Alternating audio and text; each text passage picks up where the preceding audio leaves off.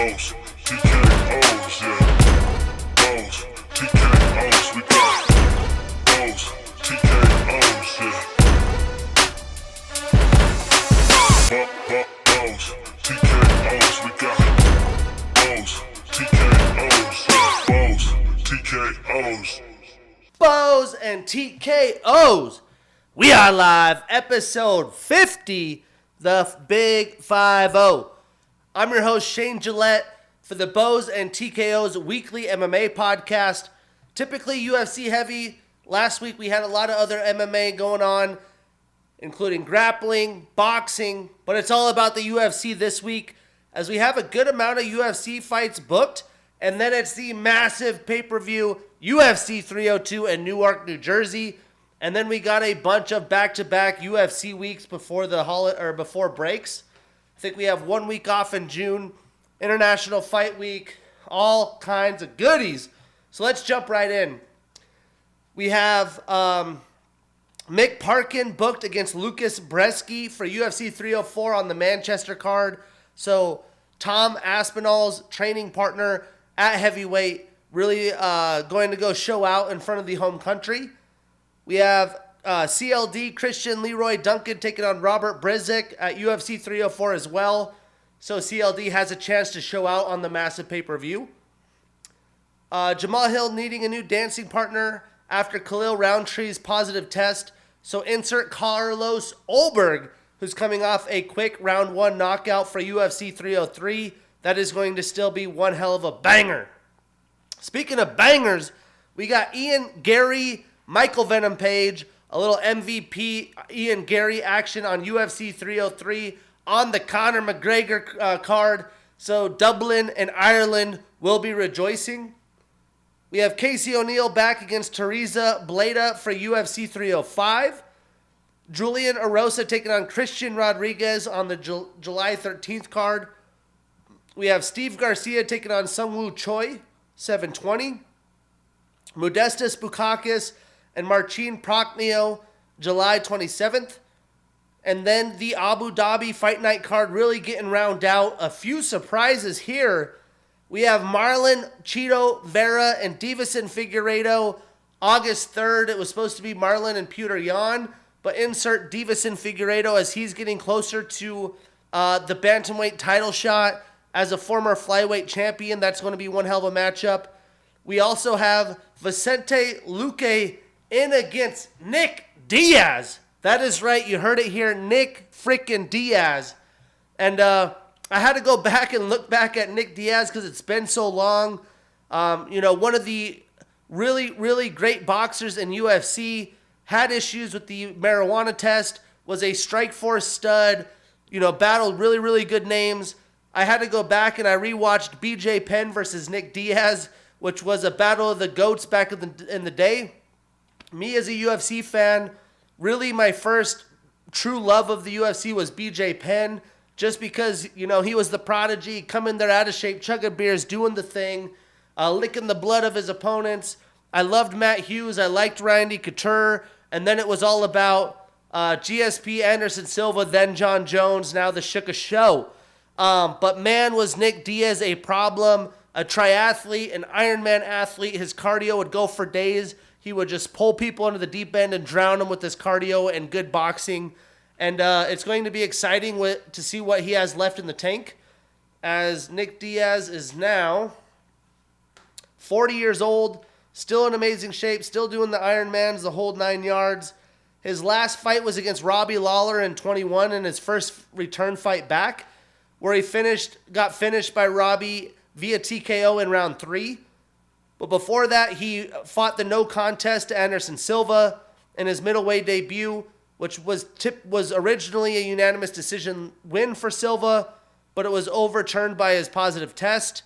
He had lost to GSP in the title shot, lost to Carlos Condit for the interim title, but beat PJ Penn, beat Paul Daly in Strikeforce. The guy was a problem. He lost his prime. It's a gosh darn shame. And we'll see what he has left a couple years removed from that Robbie Lawler fight against a very good Vicente Luque. We have Mackenzie Dern and Lupe Godinez for that Abu Dhabi card. One hell of a strawweight matchup we got here. And then we have Tony Ferguson in his retirement fight taking on Michael Chiesa. I honestly would have liked to see Nick Diaz fight Tony Ferguson. Then you could have had Chiesa and Luque or something else. But it is what it is.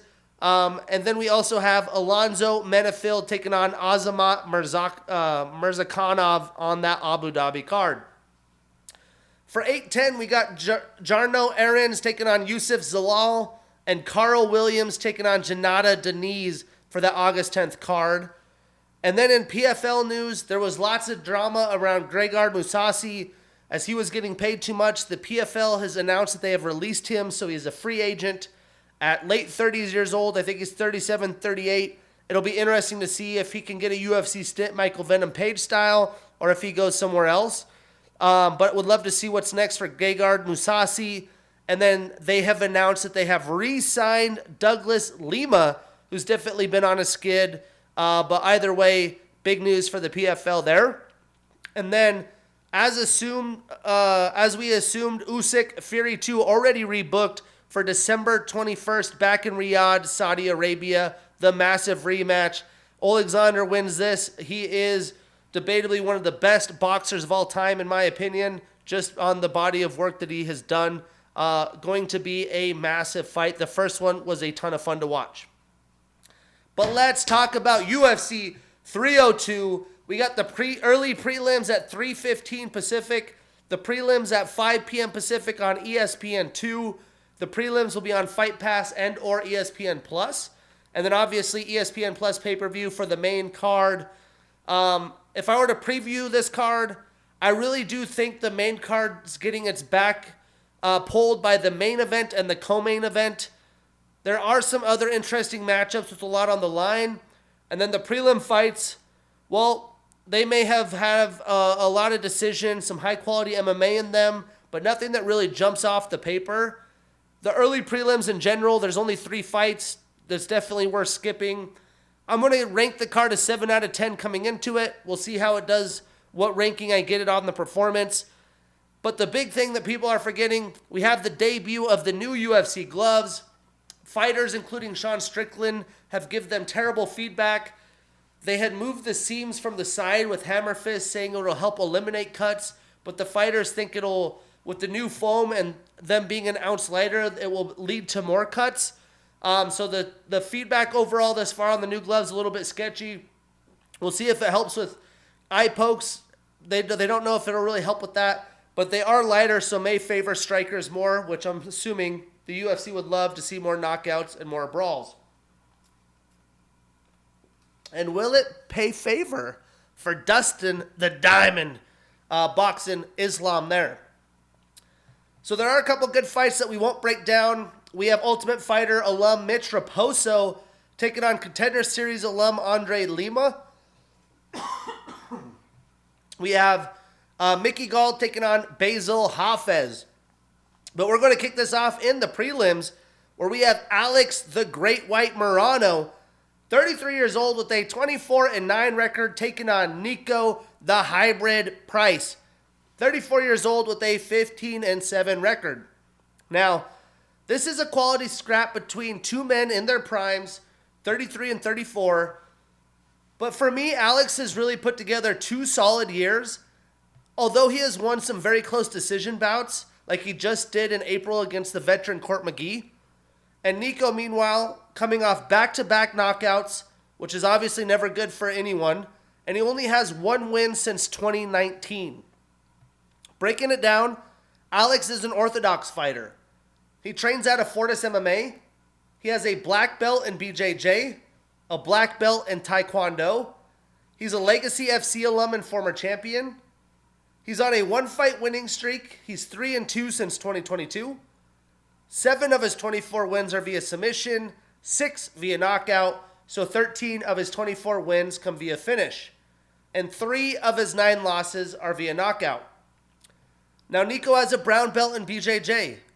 He's on a 2-fight losing streak. He hasn't won since October of 2021. 10 of his 15 wins are via knockout. 5 of his 7 losses are also via knockout. So to knock out or be knocked out. If I'm being brutally honest here, I am not sure where Nico is going to have an advantage in this fight. I do believe Alex is the better striker, potentially the better grappler, but Nico may look to do what Court McGee did and just come into Alex's face and pressure him, mix in grappling, try to wear him down, as he has been known to slow down as the fight goes on, and he definitely did in that McGee fight, which I'm not too sure how much better his cardio would be a month later. And Alex has been known to go on to very, very close decision wins. But Nico, if he can get a knockout, it'll be good. But Alex is a hard guy to hit.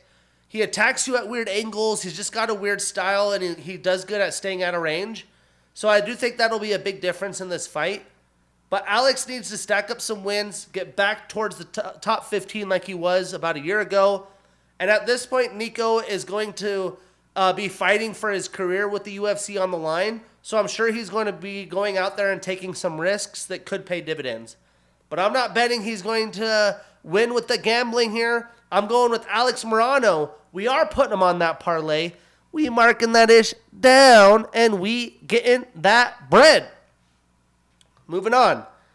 Alex is we got Phil the Fresh Prince Rowe, 33 years old with a 10-4 record, taking on Jake the Celtic Kid Matthews, 29 years old with a 19-7 record.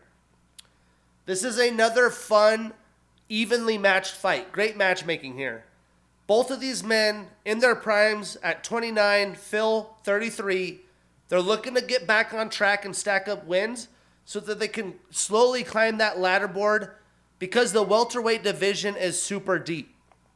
Now, Jake, he just ran into his stiffest competition with the young Michael Morales, and Phil, he lost an extremely close fight against the veteran Neil Magny. Now, breaking it down, Phil is an Island Fights and Contender Series alum. He's on a one-fight losing streak. He's 2-1 since 2022. And he hasn't fought in a year since his last loss. 6 of his 10 wins are via knockout, 4 via submission, so all 10 of his wins come via finish. And he's sporting a 7.5-inch reach advantage. That boy's long. Now, Jake has a black belt in BJJ. He's an Ultimate Fighter alum. He's on a one-fight losing streak, and he's 2-2 since 2022. 8 of his 9 wins are via submission, 5 via knockout, so 13 of his 19 wins via finish. I really do think this is going to be a close fight, kind of a tit-for-tat fight. I do like Jake the deeper the fight goes on. Phil's best weapon is that right hand. He does have good boxing, but so does Jake. I think Jake's going to do better mixing in his strikes, getting in good shots. I like his head movement, his footwork more, the kicks. I know that Phil's obviously going to have that big length advantage, and if he could keep Jake out of range and kind of just pick him apart and steal rounds by points from range, he definitely could do that. But I do expect Jake to push the pace here, come forward, close in that distance, mix in the grappling, and attack that lead leg of Phil, which I think will help him control distance throughout the fight. Jake also looked really good in his last fight. He pushed Michael Morales, who was a young stud and a problem in the division. For that reason, I'm taking Jake Matthews. We put him on that parlay. We marking that ish down, and we getting that bread. Moving on. Man, another great matchup here. We have Grant KGD Dawson, 30 years old with a 22-1 record, taking on Joe Selecki, also 30 years old with a 13-4 record. Now, this is a fun lightweight showdown. Again, 2 men in their primes who are trying to move up to the rankings and really put a name, some respect on their name, but they got to get through each other first. Now, Grant has fought stiffer competition this far in his UFC career, and he's been doing it for a while, although he's only 30 years old. Joe has impressed me, but his best win really is Jim Miller back in 2021 when he was still just getting over that Lyme's disease issue, and he's been a lot better fighter since then. Breaking this down, Grant trains out of ATT. He has a black belt in BJJ. He is a Titan FC and Contender Series alum. He's on a 1-fight losing streak, but he is 3-1 since 2022. 13 of his 20 wins are via submission, and both of his losses are via knockout. Now, Joe has a black belt in BJJ. He's a Cage Fury, Ring of Combat, and Contender Series alum. He's on a 1-fight losing streak. He's 2-1 since 2022. 9 of his 13 wins are via submission, and 2 of his 4 losses are via knockout. Now, both of these men have really good grappling and jiu-jitsu.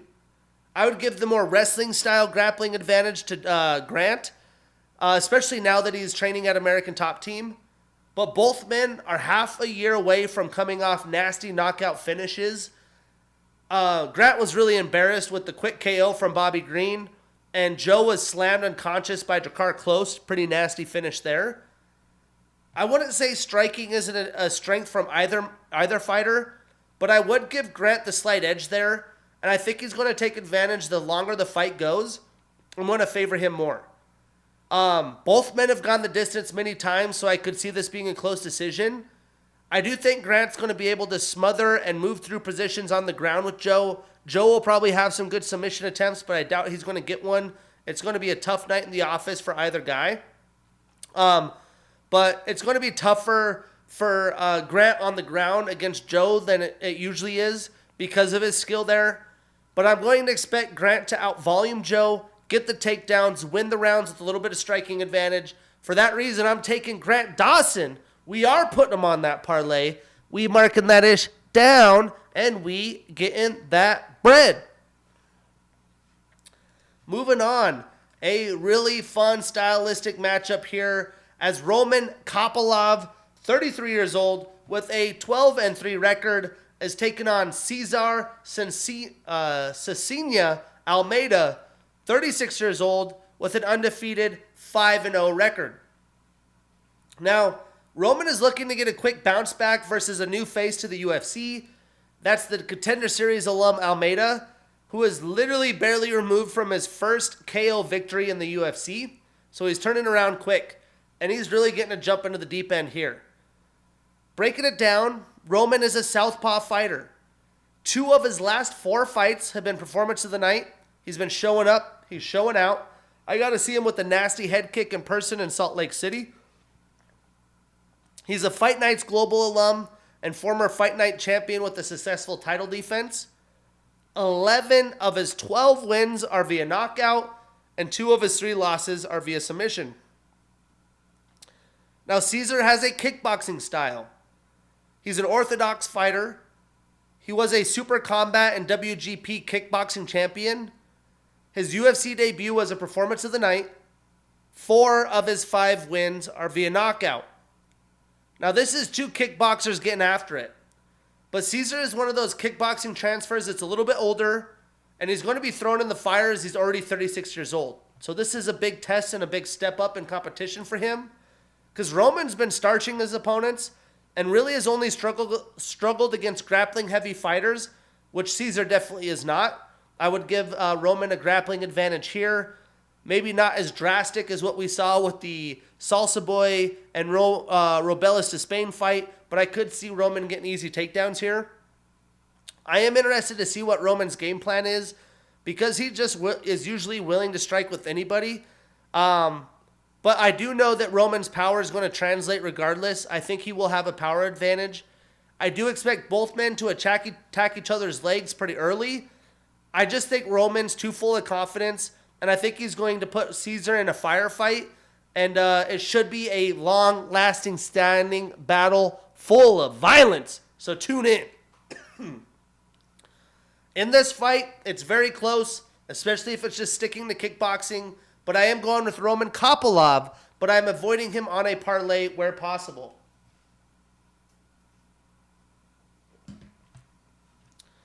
Moving on into the main card, we have Randy Rude Boy Brown, 33 years old with an 18-5 record, taking on Elizao Capoeira Zaleski dos Santos, 37 years old with a 24-7-1 record.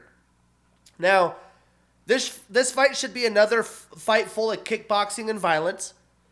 Randy's definitely coming into his own these past 2 years in his prime. while Elizao continues to be a very tough matchup at 37 years old, and he had a solid year last year, so this should be a doozy. Breaking it down, Randy has a black belt in BJJ. He is a Ring of Combat alum and former champion with 2 successful title defenses. He's on a 2-fight winning streak and is 4-1 since 2022. 7 of his 18 wins are via knockout, 5 via submission, so 12 of his 18 wins are via finish. And he has a 5-inch reach advantage and a 4.5-inch leg reach advantage, which if you ask me in a kickboxing bout, that's a big advantage. Now, Elizao has a Muay Thai, BJJ, and Capoeira style. He's got a black belt in BJJ. He's a Jungle Fight alum and former champion with 1 successful title defense. He's on a 2-fight winning streak. He had a draw in there as well. And 14 of his 24 wins come via knockout. Now, this is going to be a dogfight. It's going to be a great way to start the main card and set the tone. With that being said, I really do think the length of Randy is going to pay massive dividends here. And it's going to allow him to keep the wild attacking Capoeira style and Santos at range. With the jab, with the kicks, kick that lead leg there. I think that will be the biggest weapon for Randy. I do think Elizao will make Randy work. He's going to push the pace. He's going to make him fight him. And I do think Randy's just going to be able to handle that. He's really, matured in his last few years. I think he's going to continue on this impressive run. For that reason, I'm taking Rude Boy. We putting Randy on that parlay. We marking that ish down, and we getting that bread. Moving on. We have Jailton Malhadinho Almeida, 32 years old, with a 20-3 record and the number 7 next to his name, taking on Alexander King Kong Romanov, 33 years old, with a 17-2 record and the number 13 next to his name. So here in this fight, it's 2 young bulls at heavyweight in their primes going at it. Jailton is coming off his biggest learning lesson in that Curtis Blades fight, and Alexander has found victory, but he's definitely struggled with his weight and dedication since 2022. I saw him at the weigh-ins. It'll be interesting to see how he shows up, but both are grappling heavyweights who are still working on their striking. Breaking it down, Jailton is an orthodox fighter. He's got a black belt in BJJ. 3 of his last 5 fights have been performance of the night. He's come onto the radar, showing up, showing out. He is on a 1-fight losing streak, but he is an impressive 6-1 since 2022, 7 fights in less than 2 years. He has the highest control time percentage in UFC history at 88.4%, the highest top position percentage in UFC history at 80.6%. He has the most ground control time in a UFC heavyweight bout at 21 minutes and 10 seconds of a 25-minute fight. That's insane, against Derek Lewis. And he has the most takedowns landed in a UFC heavyweight round. He had 9 in round 1 against Curtis Blades. Thank you, Curtis Blades, for proving me right, though, with that nice knockout in round 2. That was a pretty payday. In person in Miami, man. I'm still buzzing. He's a Jungle Fight and Dana White Contender Series alum. 12 of his 20 wins are via submission. 2 of his 3 losses are via knockout. But he does have a 4-inch reach advantage in this fight. Now, Alexander has a wrestling style. He won bronze in the 2016 World Freestyle Championships. He's an Eagles FC alum and former champion. He's on a 1-fight winning streak, but is 2-2 since 2022. 9 of his 17 wins are via submission, 6 via knockout, so 15 of his 17 wins are via finish. Now, both of these men, when they throw, they're heavy-handed. They aren't timing up a ton of jabs. They're not really measuring their strikes and kicks. So both men are either going to be throwing finishing shots or looking for takedowns. But I think I'm going to favor Jailton in both of those categories, as he's just a freaking specimen. He's always in fantastic shape. He's going to be hungrier than ever to get back on the winning track. But Alexander, if he does show up in shape, I think he could benefit the longer the fight goes on. He's going to be heavier than Almeida. He could wear on him like Curtis Blades did and find his advantages late in the fight. I'm not betting on that, though. I'm taking Jailton Almeida. We put him on that parlay. We marking it down, and we getting that bread. Moving on. This guy always fighting, staying active. We have Kevin Trailblazer Holland. 31 years old with a 25-11 record and the number 15 next to his name. Taking on Michael Husar Olegjuk. 29 years old with a 19-7 record. To be honest, this is a super random fight that got added to this card on short notice, and I'm surprised it's so high up on the card. But Kevin moving back to middleweight after fighting at welterweight with some pretty mixed results since 2022, so he won't have to cut much weight. And Michael is looking for a quick bounce back after a pretty embarrassing loss to Michelle Pereira in March. They both fought on that UFC 299 card, which your boy was there for. I've only mentioned that like 15 times. But breaking this down, Kevin has a second-degree black belt in Kung Fu, a black belt in BJJ. He is tied for the most wins in a calendar year in UFC history with 5. He has the most wins in a calendar year in UFC middleweight division history with 5. He has the most bouts in a 12-month period in UFC history, which is 7. And that was from May of 2020 to April of 2021. With all that work, he was the 2020 Male Fighter of the Year. He is a King of the Cage, LFA, Bellator, and Contender Series alum. He's on a 2-fight losing streak. He is 4-4 since 2022.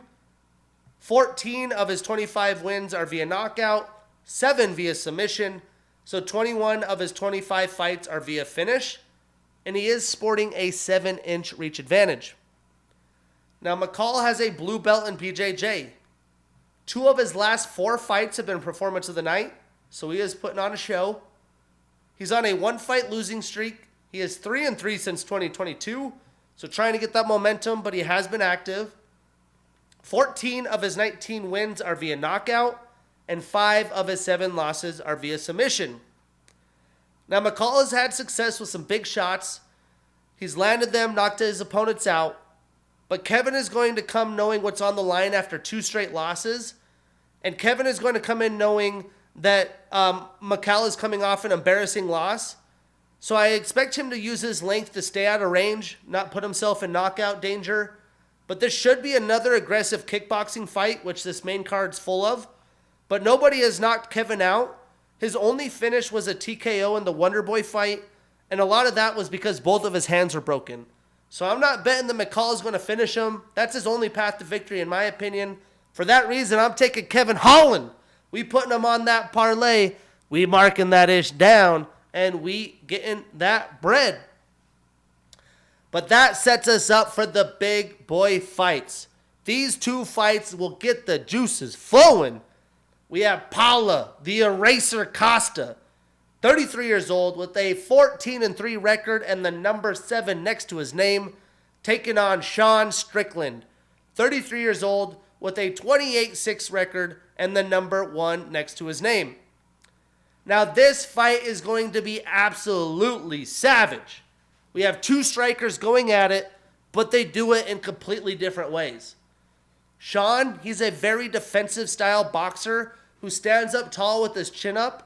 And he likes to get really close in range and pepper his opponents with strikes. He doesn't really have complete knockout power and looks for knockouts. Meanwhile, Paulo is a big power striker. He's got nasty kicks, he will overwhelm you, and he really showed out recently against Robert Whittaker, who is the best of the best. Now, Sean has fought some similar fighters in his career. Guys like DDP, Jared Cannonier, and Kamaru Usman. And it hasn't worked out very well for him. Breaking this one down, Paulo trains out of Fight Ready. He has a black belt in BJJ. He's a tough Brazil alum and Jungle Fight alum, where he was a former champion with 1 successful title defense. 3 of his last 6 fights have been Fight of the Night or Performance of the Night. He shows up, he shows out.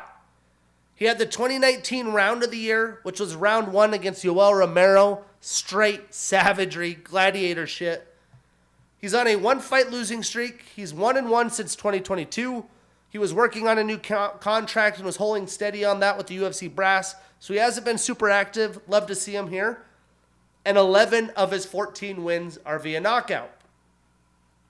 Now, Sean trains out of Extreme Couture. He has a black belt in BJJ. He's the former middleweight champion, and a lot of people thought he actually beat DDP. His last 3 fights have been fight of the night or performance of the night. As like Paulo, he shows up, he shows out.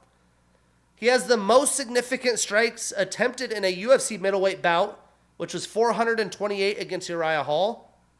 He also has the most significant strikes attempted in a UFC light heavyweight bout. He had 405 against Nasruddin Imavov. He also has the most total strikes in a light heavyweight bout, which was 420 against Nasruddin Imavov. He has the most significant head strikes landed in a UFC middleweight bout. He had 173 against Uriah Hall. And Sean has the most significant strikes attempted in a UFC light heavyweight bout at 405 against Nasruddin Imavov. He has the most total strikes in a light heavyweight bout, which was 420 against Nasruddin Imavov. He has the most significant strikes landed in a UFC middleweight bout, 173 against Uriah Hall. He has the most significant strikes landed in a UFC middleweight title bout, 173 against DDP. And he was the 2020 Comeback Fighter of the Year. He's a King of the Cage alum and former champion with 5 successful title defenses. He's on a 1-fight losing streak. He's 4-3 since 2022. And 11 of his 28 wins are via knockout. And he is also sporting a 4-inch reach advantage. Now, what a fight this is going to be, especially because it is a 5-round co-main event. I do think that this makes this fight more intriguing. I do believe Paulo is going to have a big advantage in the first few rounds, and I think he could potentially get a knockout. We talked about the heavy hitters that Sean has fought previously, and it hasn't went his way. But I do think the 5-round fight favors Sean, and the longer this fight goes, the more it favors his style with just pure volume, playing defense, rolling the shoulders, the Philly shell. And he does a good job letting his opponents throw a lot of power shots. A lot of those will miss. His opponents will tire themselves out with that Philly shell defense. But I do think Paulo will be pretty darn aggressive, and he's going to come at Sean and land a lot more big-time shots in this fight. And I think he will steal enough rounds to get steal enough rounds if he actually doesn't get the finish. I would assume maybe a round 2, round 3 finish by Paulo Costa.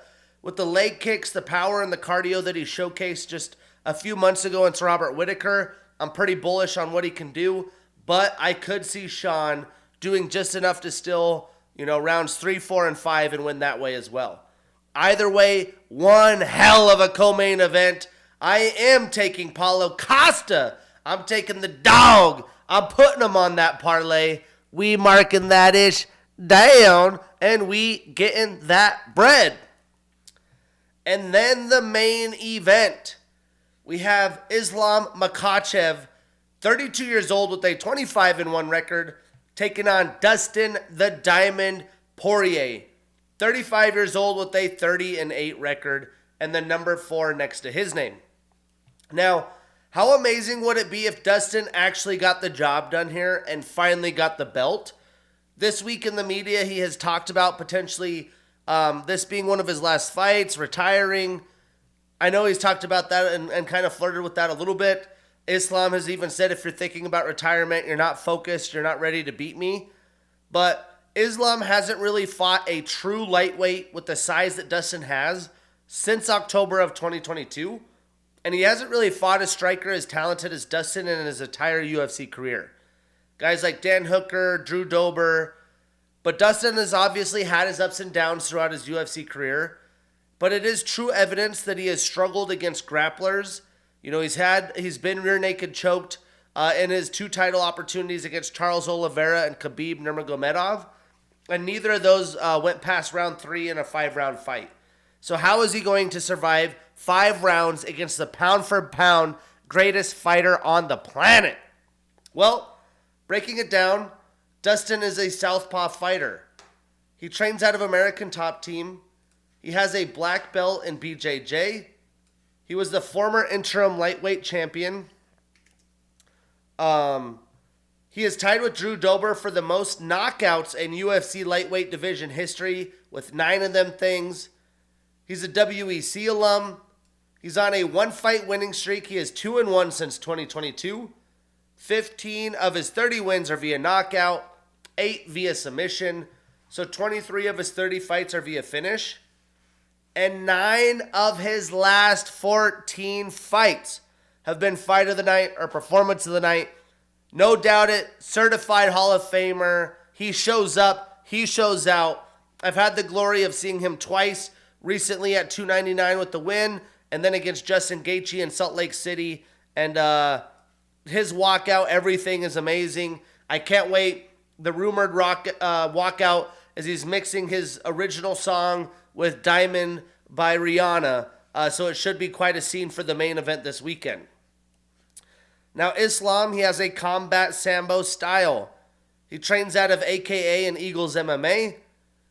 He is an international master of sport and combat Sambo. He was a gold medalist for the 2016 Combat Sambo World Championships. He is the current lightweight champion. He's had 2 successful title defenses. He had 2023 Fight of the Year against Alexander Volkanovski as he was going for the champs status. He's tied with Matt Serra for the fewest significant strikes absorbed per minute in UFC lightweight division history at 1.24. He's tied with Tony Ferguson and Khabib for the longest win streak in UFC lightweight division history with 12. He has the highest significant strike accuracy in UFC lightweight division history at 61.3%. He was the 2023 Fighter of the Year. He is on a 13-fight winning streak. He is an M1 alum. 11 of his 25 wins come via submission. And boy, can I not wait. But this fight really is simple in nature if you really are honest with yourself. You know, I'm a little biased on the Dustin side. But the game plan for Islam is going to be simple. He will mix in his striking, give him some head kicks, which obviously paid dividends for Gaethje against Dustin. And he's obviously going to get a good dose of grappling, looking for takedowns early and often. I do believe Dustin is going to let his hands fly and try to outpoint Islam with volume, a lot like Volkanovski did in their first matchup. But Volk did have success. You know, he stood and struck back and forth with Islam, and Volkanovski isn't even close to the size that Dustin is. I do think Dustin will have his opportunities on the feet, and I do think Islam is going to start striking with him. Islam will have some success throughout the fight as well, but I think Dustin is going to get overzealous with the boxing. I don't think Islam looks for takedowns in round 1, and then maybe late in round 1 or early round 2, he gets it when he's not expecting it. But I don't believe Dustin is just going to be able to straight up avoid the takedowns. The question is going to be, once he is taken down, can he get back up? We also have to remember Islam is in his prime, 32 years old. This is the number 1 pound-for-pound fighter in the world for a reason. We know what he is capable of. But Islam has struggled, you know, take it for what it is, a little bit of grain of salt here, against southpaws. And Dustin's going to have a chance to find his mark.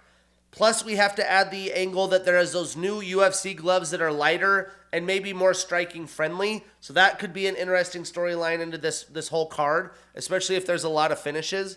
But I do think Islam is eventually going to get a takedown, wear on Dustin, probably get a rear naked choke or a submission. I do think Dustin has an opportunity for a finish, but he is really going to have to come in with a crisp game plan. I think he's going to have to try to find a way to close distance, be in Islam's face like Volk did, without getting taken down. That is a beast of a challenge. For that reason, I am saying, and still, Islam Makhachev.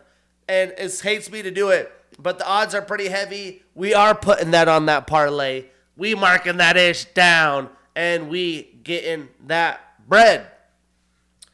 And that sets us up for next week. Again, there isn't, massive things going on since what has happened with UFC 299 and UFC 300. But we did just have a week off for the holidays. We do have 4 back-to-back weeks. And then we have, 5 back-to-back weeks.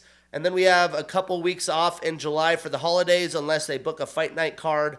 So we do have most of June set up pretty good. But next week we are in Louisville, Kentucky for a fight night card headlined by Jared Cannonier and Nasruddin Imavov at middleweight. Imavov has fought at heavyweight and middleweight now. And this is a decent card, not stacked, but has some good matchmaking. The main card itself is pretty solid. So that's episode 50, UFC 302 this weekend. Can't wait. Now I'm your host, Shane Gillette. See you next week.